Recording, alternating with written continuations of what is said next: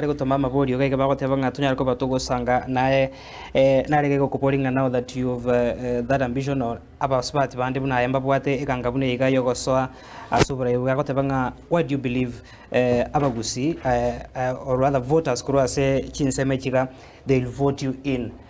Number one, I don't know whether you'll be comfortable to discuss this. You as a single mother, not married woman, how would you believe abananchi, especially Kuruase, where you're eyeing this seats, Machigo, Kuakira, Chikura, Navagochora?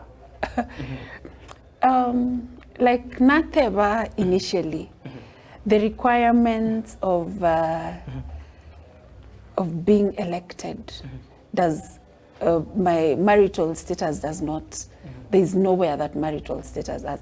And yes, I'm a single mother.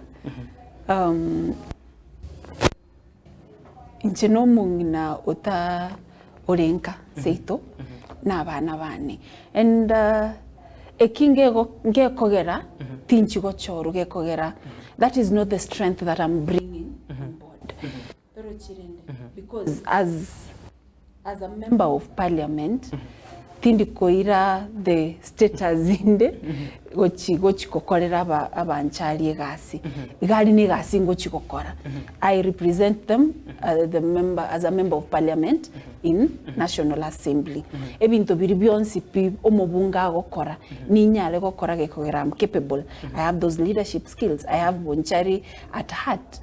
Nga onye nabana bonsi pi bo monchali obo mwana bo motaka obo mwana bo onyole amasomo aliatakire na uno mwana bo munchari. So nkobo muchumbe, I'll definitely work for munchari regardless of whether I'm a single mother or I'm married or whatever, but I am coming out as a qualified candidate. And I'm not coming out as a single mother. I'm coming out as a qualified candidate who is ready to work for Omunchari. Yes.